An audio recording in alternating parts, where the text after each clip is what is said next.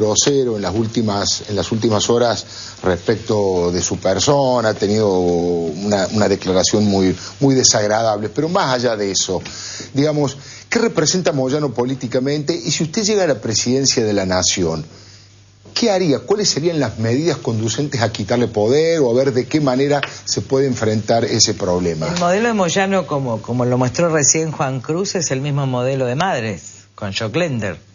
Es el modelo kirchnerista, con las empresas públicas que Kirchner tenía a través de testaferros. Entonces, la forma de cortar esto es hacer primero una auditoría de corte.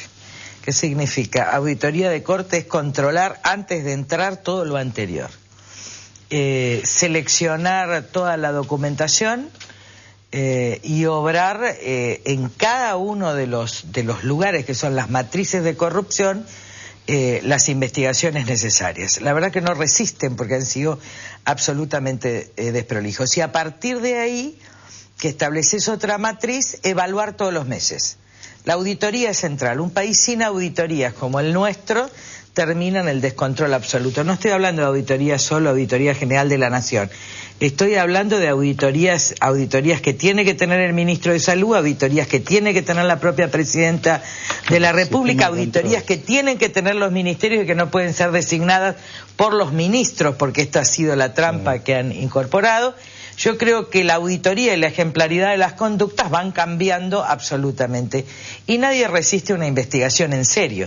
El problema que nosotros hemos tenido, que finalmente, como en el caso de Madre, fuimos los únicos que hemos hablado, la verdad, con documentación, y esto creo que hay que reconocer a nuestros diputados, porque nadie hablaba y nadie publicó el año pasado, también quiero decirlo. Nadie nos quiso publicar, ni de los oficialistas ni de los independientes. Significa que nosotros tenemos que poder transparentar todo esto. Todo el sistema federal de viviendas es así, completo. ¿Toda la construcción de viviendas en la Argentina? Sí, toda la construcción de viviendas es así, o es con testaferros o amigos de debido, empresas más grandes, las viviendas públicas, ¿no? O es con cooperativas que tienen el mismo modelo, por eso están todos temblando. El mismo modelo de Joclender. Ahora, ¿qué pasa? Y la obra, todo lo que tiene que ver con salud y obras sociales es así. Ahora, ¿toda esa investigación ustedes la llevarían a la justicia o generarían en el Congreso de la Nación, no sé, algo así como una bicameral? Ahí está toda la información. Está toda la información. Miren, lamentablemente los jueces federales son parte del sistema de impunidad. Pero gracias a Dios tenemos la Corte. Yo creo que con la Corte y algunas cámaras, salas de la Cámara Federal... Corte sí confía? Sí, yo confío.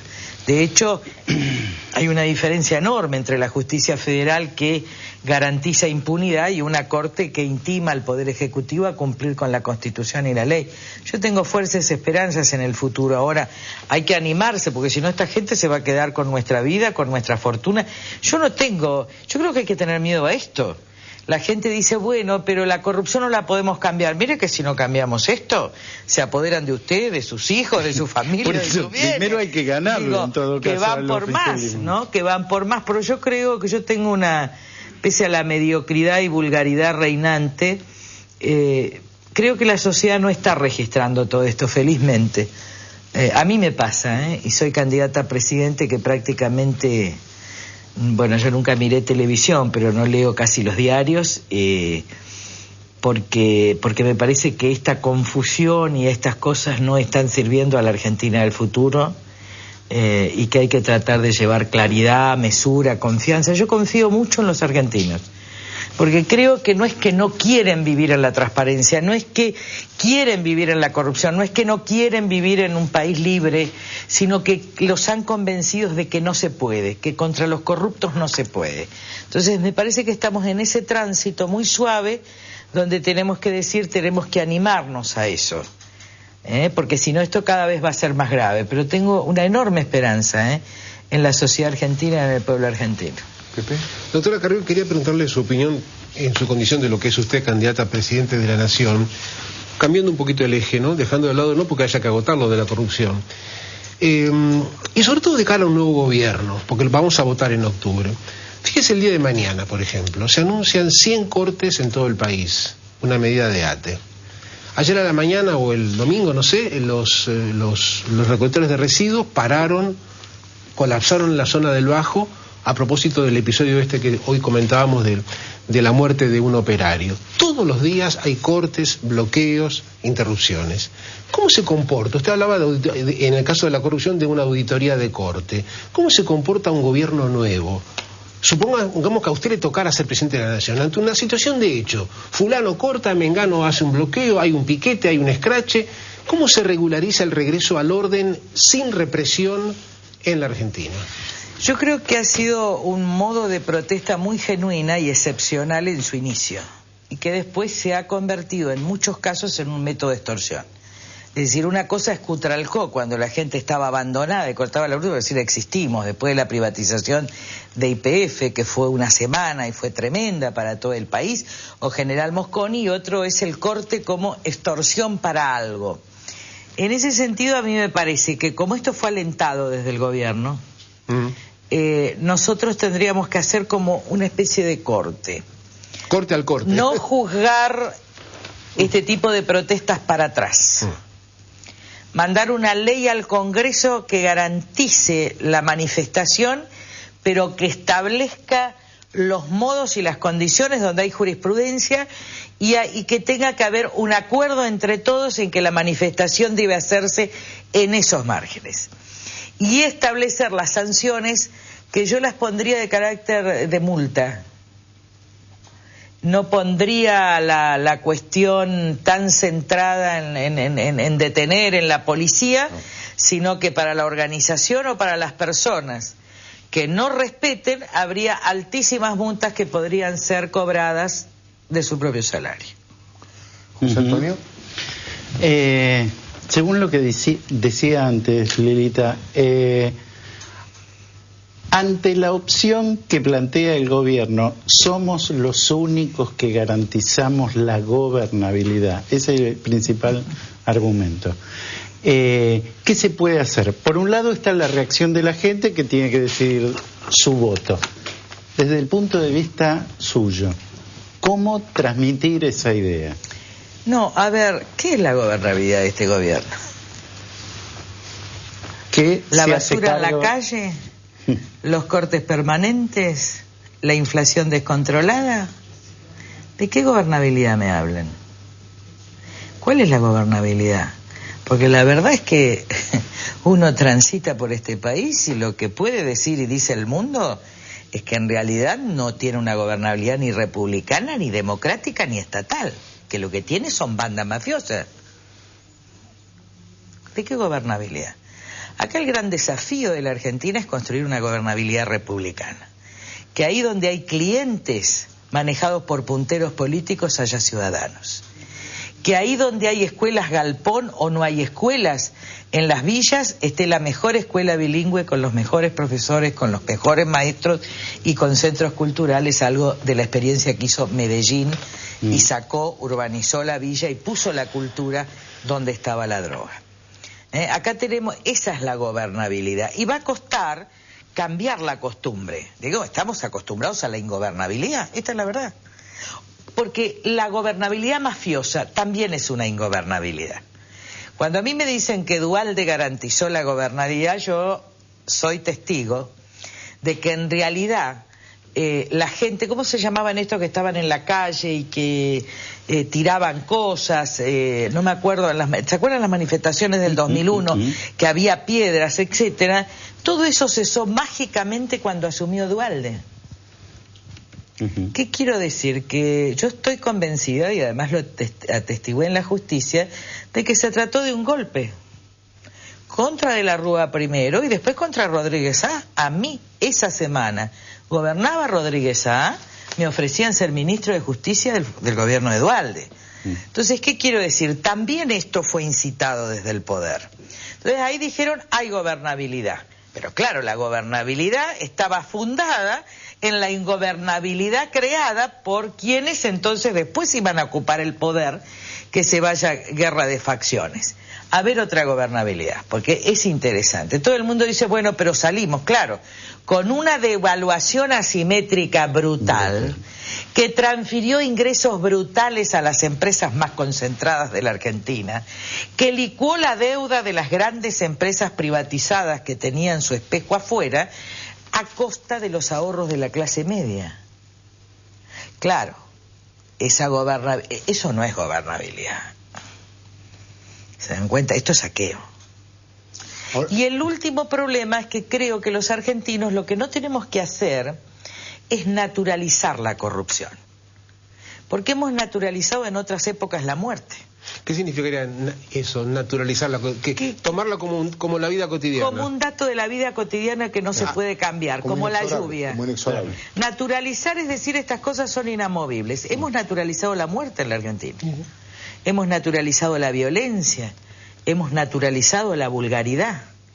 A mí lo de Moyano no me impresionó porque a mí no me ofende, y no porque tenga el cuero duro, sino porque en realidad un delincuente no puede ofender a nadie. Pero lo que sí me preocupó es la reiteración de los diarios, que frente a una cosa que entraba en todo caso en lo privado de alguien, repetían. Porque ahí el dolo se repite en el diario, no se trataba de una cuestión pública, no se trataba. Entonces, ¿qué quiero decir? Que esa cultura está permeando en todos los niveles. Esa vulgaridad y esa mediocridad está habilitada en todos. Entonces, me parece que nosotros en esto tenemos que ser muy calmos y muy pacientes, saber, pero creo que puede ser casi mágica la salida. ¿En qué sentido? En que hay tanta inversión esperando, y yo creo que hay tantas ganas de millones de argentinos de vivir de otra manera, que ese empuje puede cambiar, porque somos así. Todos los argentinos somos vulgares, somos mediocres, somos todos parecidos a estos personajes. Yo creo que el 90% de los argentinos no se ve representado por ninguno de estos personajes.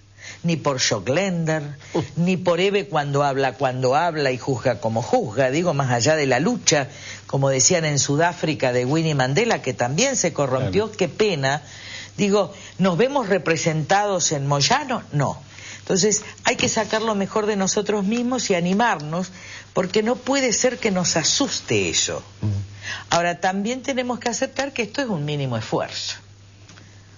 Pero creo que ahora hay que dejarla un poco tranquila a la sociedad para que pueda elegir. Hay una gran responsabilidad política y periodística. Hay una cosa, perdón que le interrumpa, doctor, porque es importante. No solo de los medios oficiales. Muy bien, eso se compagina. Quiero un segundo para decir esto. Cuando recién hablaba Carrió de los diarios que repiten la barbaridad que dijo Moyano de ella, tiene un punto que es muy justo, porque hay un dolo repetido. Cuando pasó el caso de Juana Viale, la tragedia de la pérdida de un embarazo, lo que los medios han hecho con el caso de Juana Viale es realmente horroroso. Hay una revista que publicó la foto del coche fúnebre. Entonces, ojo, ¿no? Porque es cierto, se hace mucho daño a veces desde los medios.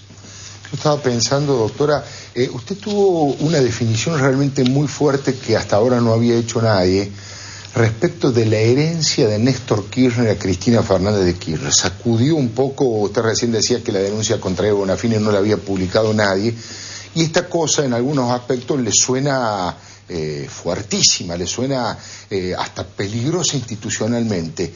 ¿Usted cree que no? Que digamos que ese tipo de denuncias... Lo peligroso institucionalmente es que se robe en la Argentina con semejante impunidad. No podemos invertir. A nosotros, mire, a mí me ha pasado algo que yo creo que la sociedad, y muchos han sido bastante ingratos. A mí me tocó, es cierto, como dicen, ser fiscal, porque como la gente no confía en los jueces, la gente no confía en los fiscales, la gente no confía en los ministros, la gente no confía en muchísimos diputados y senadores, muchísimos particulares me traen la información a mí. ¿Y yo qué le digo a esa gente? Mire, yo me voy a callar porque las encuestas dicen que si yo denuncio... No, en ese momento cuando a usted le llevan, como fue el asesinato que ahora voy a declarar y creo que los empresarios van a terminar, esta chica que tenía 2 mellizos y que le habían matado al marido porque me iba a dar las pruebas, ¿qué hacía yo? No hacía nada. Digo, en el caso Schokländer, ¿qué hacíamos? ¿No hacíamos nada? Ahora, cuando uno tiene las pruebas y no hace nada, ¿no es coautor o cómplice del delito? Entonces, me parece que también la sociedad tiene que comprender que a veces te castiga por la confianza que te da. El poder ha dicho, denuncia y no pasa nada, justamente porque la justicia federal garantiza impunidad. Pero la sociedad no ha ido nunca contra los jueces. Ha ido con los que decíamos la verdad y no con los que garantizaban la impunidad. Y yo lo entiendo, porque este ha sido el discurso del poder, pero también ha sido el discurso que sin querer ha relatado el periodismo a lo largo de mucho tiempo. Porque el discurso del poder se mete mucho más fuerte de lo que uno cree, lo van repitiendo. Yo recuerdo esto de Goebbels porque tiene que ver, yo lo registré claramente en el 2005 y la verdad que fui muy criticada, pero muy criticada por todo el periodismo, y creo que a lo mejor ustedes también estarían incluidos cuando dije, miren, tengan cuidado porque en el fascismo, yo puse el ejemplo, expliqué lo que era la propaganda con Goebbels, dije, y puse Badenheim 1939, cómo uno va entrando en un sistema sin darse cuenta hasta que es tarde. Esta conversación que tenían ustedes entre periodistas es una conversación tardía, porque no fuimos registrando preventivamente. A lo mejor yo exageraba y gritaba la voz muy fuerte, porque yo me daba cuenta cómo los operativos del gobierno iban teniendo éxito, la gente aplaudía y los medios no registraban hasta que te fue tocando, como Brecht. Sí, entonces, yo creo que en el futuro gobierno nosotros tenemos que tener un esquema muy preventivo para detectar nuestro propio autoritarismo, que es algo que tiene Alemania, los alemanes salieron en 10 años, extraordinariamente bien. Nosotros con los commodity podemos salir. Y obviamente pasaron muchas cosas mucho peores que en la Argentina. Ahora, siempre saben que aprendieron a tenerse miedo a sí mismos. Es decir, ¿qué es tenernos miedo? Nosotros los argentinos, como los italianos, yo le diría, tenemos que tenernos un poco de miedo porque tendemos a forzar los límites, a naturalizar la violencia, a naturalizar el robo y a endiosar el dinero. Me parece que ahí, si nosotros como sociedad tuviéramos un poco de miedo a eso, nosotros vamos a un país con un desarrollo económico sostenido, con república y con transparencia de muy pocos años. Y yo comparto algo con Jorge Lanata. Si yo fuera presidente no reelijo. Creo que hay que terminar con las reelecciones presidenciales. Creo que uno tiene que hacer una transición a un país de alternancia permanente en el poder, porque entonces nunca vas a tener impunidad. La sensación de impunidad que siempre te da la reelección.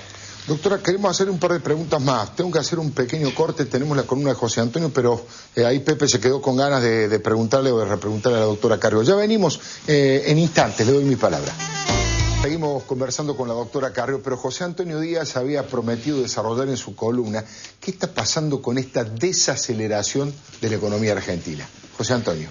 Decíamos recién, la economía no se enfría, no tenemos una situación traumática a la vista, pero aterriza suavemente. Es decir, empieza a perder los factores motrices del crecimiento a tasas chinas de hace algunos años. Vamos a dar 3 datos fundamentales. 1, la industria creció entre el 5 y el 9% en los primeros 4 meses. Mucho, para algunos incluso llegó a ser del 10%. Como hay una predisposición a la manipulación bastante grosera de parte de los funcionarios de economía particularmente, tenemos que aclarar, el 75% de ese aumento es el crecimiento de la industria automotriz y de la industria alimentaria, los que más crecieron. Prácticamente la industria crece por ellos. La recaudación. El gobierno, como siempre, anuncia espectacularmente la recaudación del último mes. Esta vez fue la presidenta Cristina Fernández que interrumpió su visita a Roma para anunciar que la recaudación de mayo había crecido 50.000 millones de pesos más que en el mismo mes del 2010. En realidad, creció un 28%. Eso en cifras, en porcentajes reales. Y este 28% es el menor nivel de ingresos recaudados por el Estado desde la recesión del último trimestre del 2008. Es decir, se sigue recaudando porque la inflación es más alta y se recaudan sobre todo por la inflación, no solo por la actividad económica. La demanda interna, el consumo, se sostiene. Es verdad que se sostiene. Ahora, solo el 20% de los empresarios ligados a las ventas de consumo popular en supermercados y aún en shoppings, solo el 20% de esos empresarios cree que va a aumentar el año que viene. En realidad, todos los que están esperando es lo que indican los últimos datos. El crecimiento, tanto en supermercados como en shopping, existe, es de 6 en un caso, de 7,7% en el otro, pero nada que ver con las tasas de crecimiento del 20% del año pasado. Es decir, todo es un poquito más calmo. Crecemos menos, la industria crece menos, exporta menos, sí tenemos más inflación, ajustes salariales bastante fuertes y un cuello de botella que no se puede resolver, tanto que en los primeros 5 meses de este año se fueron 10.000 millones de dólares. Una fuga, el año todavía no terminó, pero es casi equivalente a la de todo el año pasado, que fue de 11.400 millones. Algo está pasando con la economía que se está constriñendo, se está achicando y evidentemente no hay certezas y eso lo pone problemático. Muchísimas gracias, José Antonio, es interesante.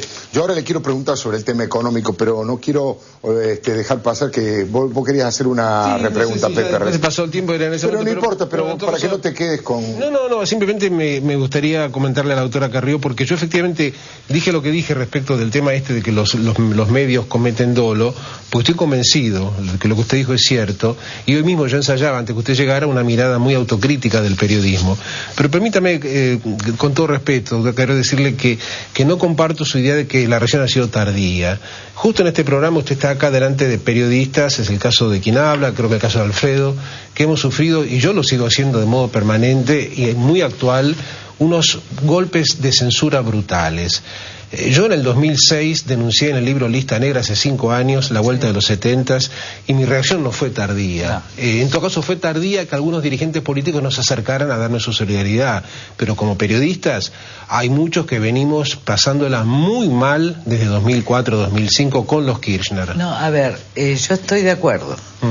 Y estoy de acuerdo que usted fue uno de los primeros, pero en realidad la primera vez que empieza la censura explícita es en un programa de La Nata, en América, en julio del 2003, estoy hablando 3 años antes.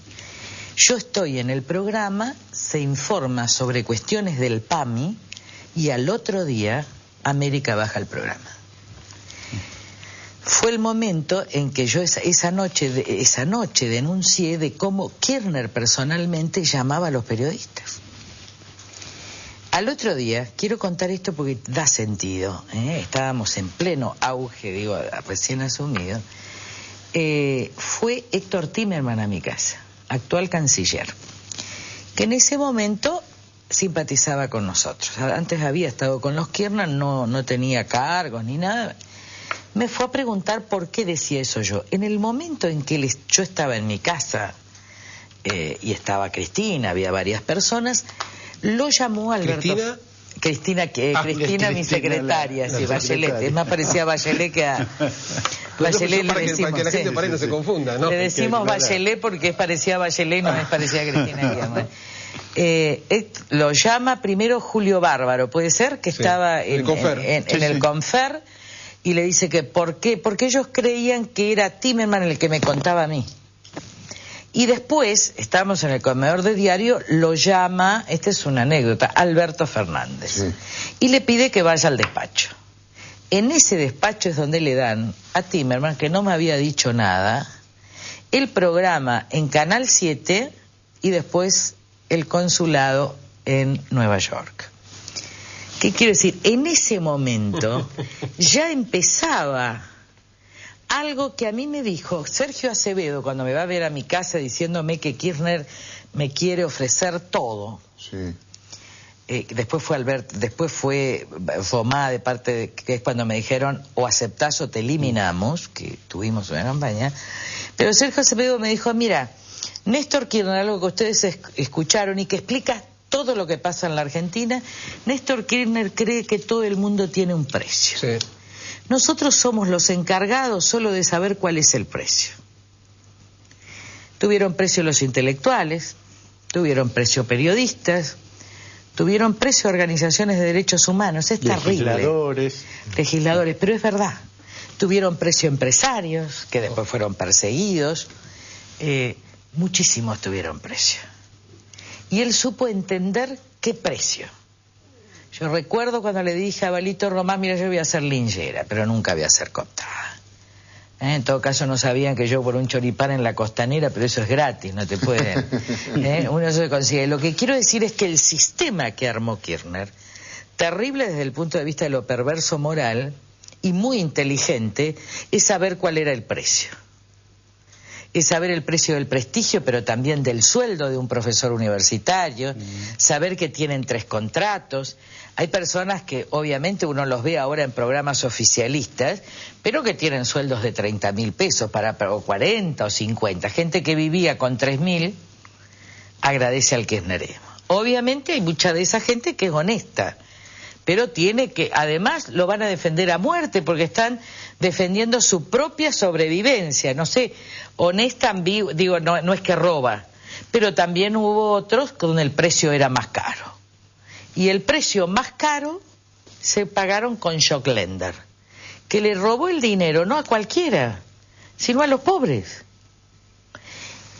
Lo peor es que los pobres están pagando esto. Miren lo que es el sistema federal de viviendas. Como hay sobreprecios del 200%, 120%, y la cuota de la vivienda se fija en relación al precio de la unidad, la respuesta es ¿quiénes pagan las coimas y sobreprecios? De los gobernantes, de los funcionarios y de los empresarios de la construcción. Los pobres de la Argentina. Este es el modelo de izquierda. Y esto es lo terrible. Doctora, aprovechando un poco la columna de José Antonio, ¿de qué manera usted enfrentaría uno de los temas más graves, que es el de la inflación? ¿Y todavía tiene pensado en ese posible gabinete, en ese gabinete en las sombras, como ministro de Economía Alfonso Pratgay, pese a que hubo alguna, no sé, y se lo pregunto también, algunos chisporroteos, si es que los hubo respecto de la opinión sobre Javier González Fraga? No, en absoluto. Él lidera nuestro equipo económico, él ha trabajado con González Fraga.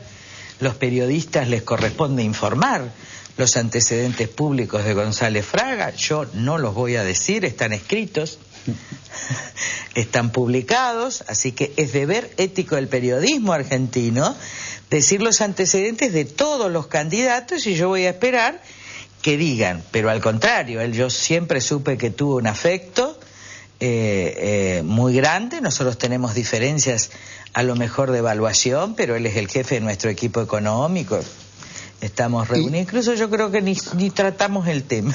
Me parece que estamos tan metidos. Yo estoy tan impresionada con las cenizas que si ustedes me dicen, yo entre los precios de la comida y las cenizas, esas cenizas terribles y la basura en Buenos Aires, porque me parece una metáfora. Yo quiero hablar de eso, si ustedes me permiten. ¿Cómo no? ¿Saben qué es una metáfora lo que nos está pasando en el aire y en la calle? Que es una metáfora, ¿no? Es como la expresión de algo. Que haya cenizas en la Argentina, que haya fuego, ese fuego en el cielo arriba del volcán, pero que esa cosa gris vaya tapando y la basura tape Buenos Aires, es una metáfora que nos obliga a decir vamos a limpiar las cenizas. y vamos a limpiar la basura. Y me parece que esto es un deber de todos. Y creo que cada uno en su acción, nosotros en la política garantizando coherencia, transparencia, conducta, los periodistas garantizando, obviamente desde su subjetividad de mirar las cosas, pero la verdad, informando toda la verdad, no escondiendo parte de la verdad, que es donde está el poder del periodismo. El poder del periodismo no está en lo que dice, el poder del periodismo está en lo que esconde. El mal periodismo. Entonces, si los empresarios, miren, Mendiguren, qué razón tuve hace 2 semanas cuando dije yo ahí no voy, ¿no? Es decir, si los empresarios quieren ser empresarios en serio, no vivir de privilegios del Estado, digo, si cada uno en cada lugar empieza a hacer, yo creo que no va a haber tanta basura ni tantas cenizas. Y entonces vamos a poder ver claro. Doctora Carrió, muchísimas gracias por haber venido. No, Buenas noches. Bueno, lo esperamos el próximo martes.